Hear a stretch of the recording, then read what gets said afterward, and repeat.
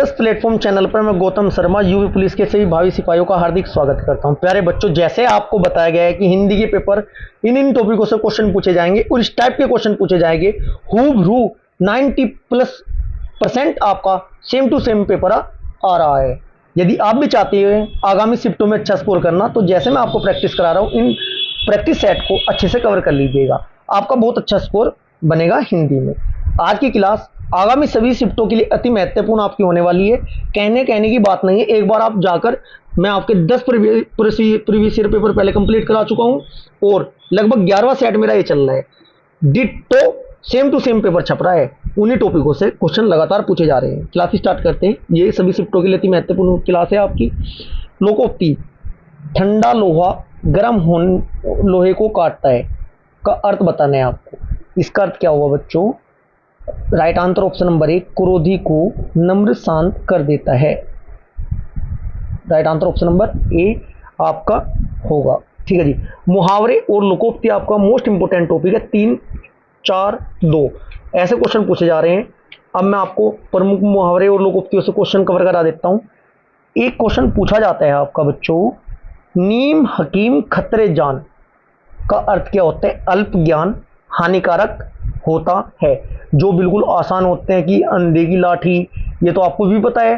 ठीक है जी। अंडे का शहजादा, ये भी आपको पता है। लेकिन आपको ऐसे कवर करने जो बिल्कुल अलग हो और जो न पड़े हो, ऐसे पूछे जा रहे हैं। चोर के पैर नहीं होते, दोषी व्यक्ति अपने आप फंसता है, इसका मतलब ये होता है। ठीक है जी। सब्ज बाग दिखाना, झूठा आश्वासन देना। क्लियर है जी। 9, 2, 11 तो ये आसान से तो आप कर ही लोगे, लेकिन मैं आपको ऐसे बताऊंगा जो एग्जाम में पूछे जाते हैं और जिनका अर्थ एकदम देखते ही समझ में नहीं आता। आधा तीतर आधा बटेर, बेमेल तथा बेढंगा। गुलर का फूल होने का अर्थ क्या होता है बच्चों? कभी भी दिखाई न देना। ठीक है जी। समुद्र मंथन करने का अर्थ क्या होता है? कठोर परिश्रम करना। क्लियर है जी। छाती पर मूंग दलने का अर्थ क्या होता है? अधिक परेशान करना। ठीक है जी। कोई तीर घाट तो कोई वीर घाट, तालमेल न होना, इसका आपका अर्थ होता है। सोने में सुगंध का अर्थ क्या होता है? सुंदर वस्तुओं में और गुण होना। क्लियर है जी। ओझे के प्रीति बालू की बीती, इसका अर्थ क्या होता है? बालू की दीवार की बाती, इसका आपका अर्थ होता है। क्लियर है जी। चुल्लू चुल्लू साधेगा, दुआरे हाथी बांधेगा, इसका अर्थ क्या होता है? थोड़ा थोड़ा इकट्ठा करके धनी होना। ठीक है जी। ऐसे आपके क्वेश्चन पूछे जा रहे हैं। लगातार 2 से 3 क्वेश्चन पूछे जा रहे हैं। पढ़ते से भी लगातार क्वेश्चन पूछे जाए, बहुत आसान है, मैं आपको कवर कराता आया हूं ट्रिक के साथ। देखिएगा क्वेश्चन नंबर 2 क्या कहता है? पंडिताई शब्द में कौन सा प्रत्यय लगा है? क्वेश्चन नंबर 2 का आपका राइट आंसर होगा ऑप्शन नंबर सी, आई। प्रत्यय हमेशा शब्दों की कहां लगते हैं? शब्दों के अंत में लगकर उनका अर्थ बदल देते हैं। उपसर्ग प्रारंभ में लगते हैं। ये परिभाषा के अकॉर्डिंग भी क्वेश्चन पूछा गया है। क्वेश्चन नंबर 3, निम्न में से किस शब्द में उपसर्ग लगा है? उपसर्ग कहां लगते हैं बच्चों? शब्दों के प्रारंभ में। ठीक है जी। क्वेश्चन नंबर 3 का राइट आंसर होगा उप लगा हुआ है किसमें? उपनी अप उपसर्ग लगा है, अब बताना है। क्वेश्चन नंबर 3 का आपका राइट आंसर होगा अपहरण। अब उपसर्ग किस में लगे? Right answer option number B होगा। नेक्स्ट क्वेश्चन, क्वेश्चन नंबर 4, मानव शब्द में उपयुक्त भाववाचक संज्ञा का चयन करें। क्वेश्चन नंबर 4 का आपका राइट आंसर होगा मानव का क्या होता है? भाववाचक संज्ञा मानवता। क्वेश्चन नंबर 5, दया शब्द का विशेषण रूप है, दया का बताना है आपको। क्वेश्चन नंबर 5 का आपका राइट आंसर होगा ऑप्शन नंबर ए, दयालु। विलोम शब्द, स्त्रीलिंग, पुल्लिंग, प्रति बताना मैं आपको सिखा चुका हूं। देखो इसे कैसे फाइंड आउट करोगे अगर पता भी नहीं है तो। निम्नलिखित शब्दों में पुल्लिंग शब्द होगा। निम्नलिखित शब्दों में पुल्लिंग शब्द बताना है। पुल्लिंग बच्चों बोल कर देखेंगे, प्रयोग करके देखेंगे, अपने आप आपके सामने राइट आंसर होगा। जड़ता, घटना, घटना यार मेरी आए है ना, घटना। ठीक है जी। ईर्ष्या, बुढ़ापा। घटने, ईर्ष्या क्या है बच्चों? ईर्ष्या करी जाती है, स्त्रीलिंग है। घटना, घटना कोई घटना घटित हुई या घटित हुआ, घटना घटित हुई। जड़ता ये भी स्त्रीलिंग है। जबकि बुढ़ापा, यार बुढ़ापा आ रहा है या बुढ़ापा आ रही है, बोलो आ रहा है, तो आपका पुल्लिंग होगा बुढ़ापा। ऐसे ही मैं आपको बताया है प्रत्येक शिफ्ट में, प्रत्येक पेपर में, प्रत्येक क्वेश्चन के साथ।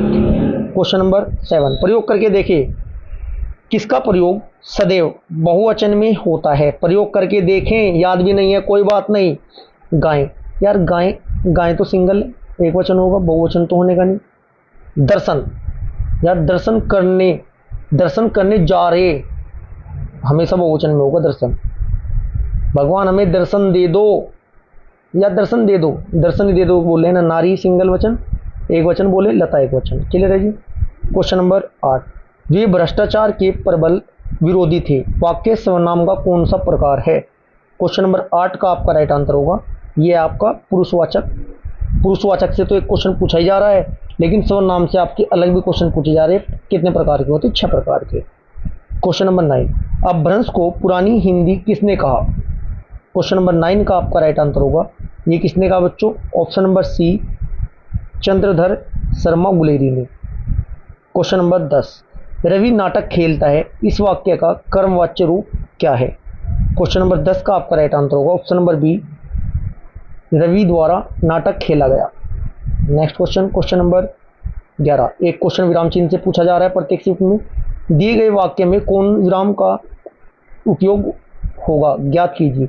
अरे मन्नू ने झूठ बोला, कौन से होंगे बच्चों इसमें? क्वेश्चन नंबर 11 का आपका राइट आंसर होगा बच्चों क्या होगा? ऑप्शन नंबर ए, अरे मन्नू ने, अरे अरे ये बात लगेगा, अरे मन्नू ने झूठ बोला। क्लियर है? जहाँ पे नहीं, ये पूर्ण विराम लास्ट में लगेगा।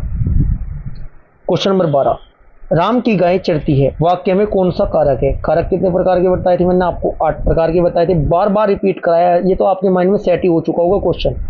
क्वेश्चन नंबर 12 का आपका राइट आंसर होगा ऑप्शन नंबर सी, राम की गाय, संबंध है, राम का संबंध है, गाय से राम की है वो।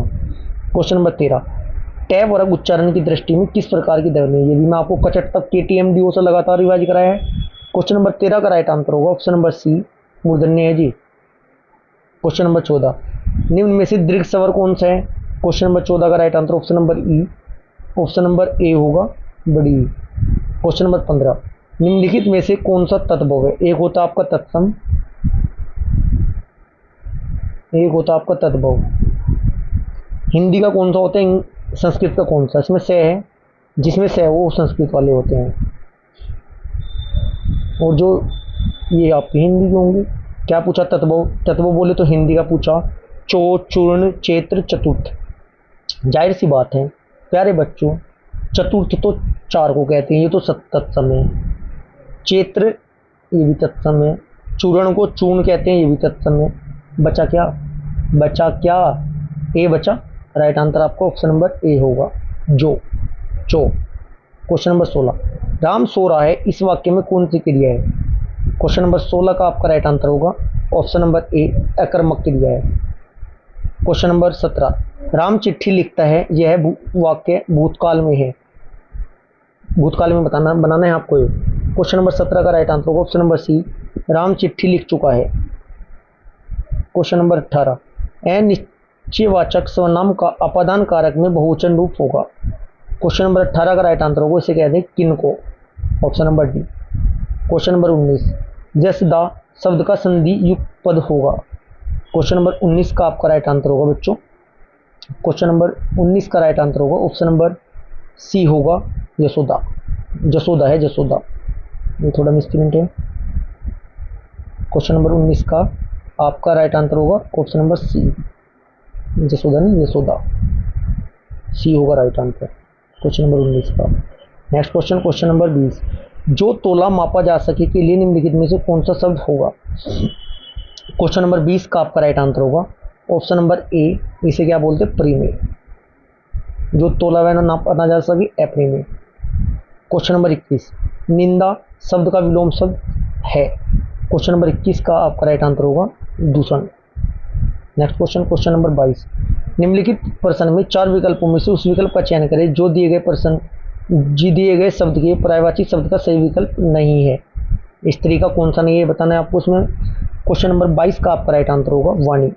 वनिता होता है, कामनी होता है, रमणी होता है, जबकि वाणी नहीं होता है। क्वेश्चन नंबर 23 अंदर अंदर कहाड़ी में गुड़ पगना का अर्थ क्या है?